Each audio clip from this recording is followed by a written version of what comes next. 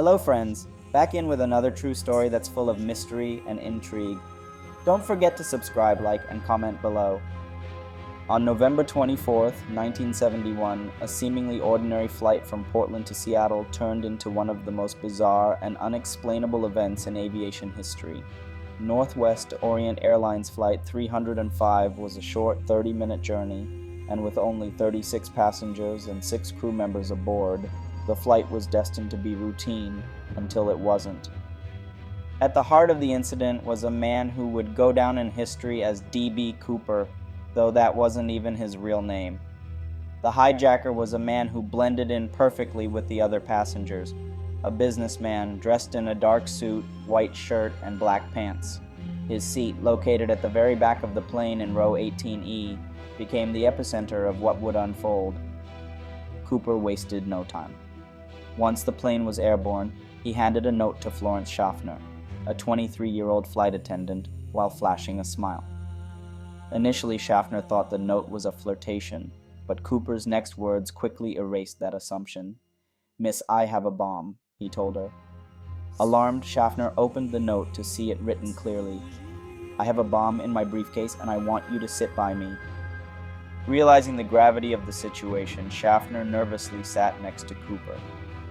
To demonstrate that he wasn't bluffing, Cooper opened his briefcase to reveal a collection of red cylinders, wires, and a large cylindrical battery.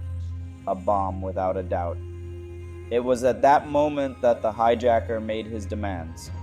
$200,000 in cash, 2 parachutes, and a fuel truck to refuel the plane after landing. The plane, in flight and still unaware of the danger, was in for a tense ride. Schaffner quietly went to the cockpit to alert the pilots, and the staff quickly informed Tina Mucklow, another flight attendant, who sat beside Cooper to help maintain calm.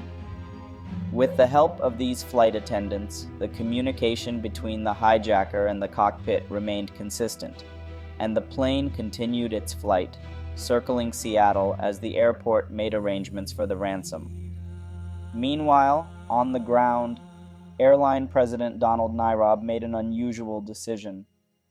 Despite the obvious risks, he opted to fulfill Cooper's demands in an effort to avoid bad publicity for the airline.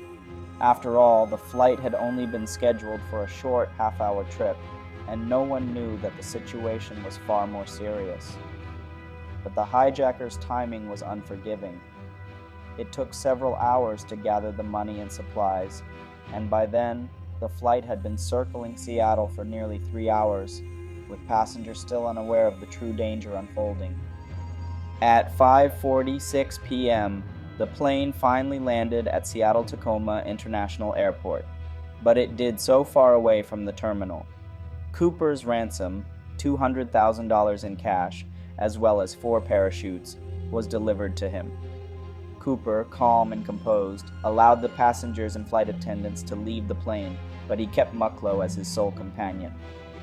Once the plane was refueled, it was ready for its next phase. Cooper, still holding the ransom money and the parachutes, directed the pilots to take off again, this time with only him, Mucklow, and the 2 pilots aboard. His instructions were precise. Fly towards Mexico City at an altitude of 10,000 feet, with the wings set at 15 degrees, and the plane's speed as slow as possible.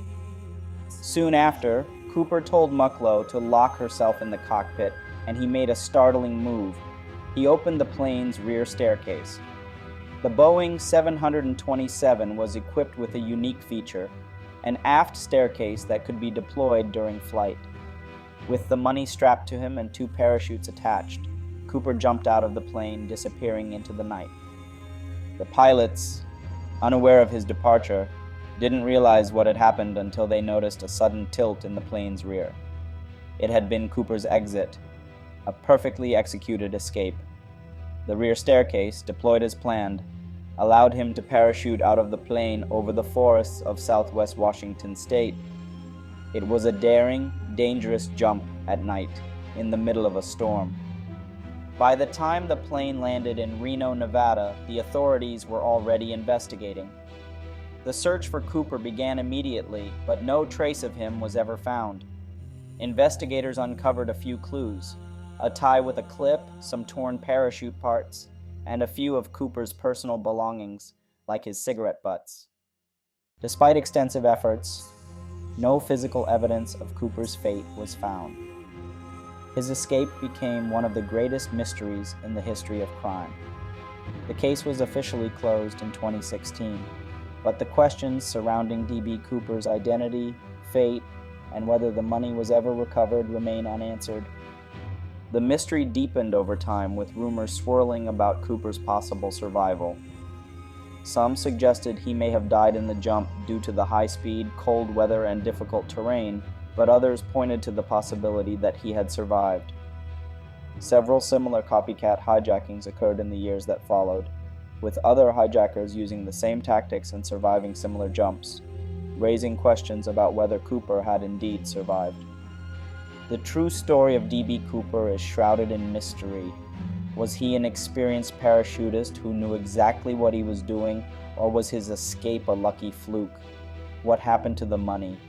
Did Cooper make it to the ground and disappear into the forests, or was he lost to the elements, his body never recovered?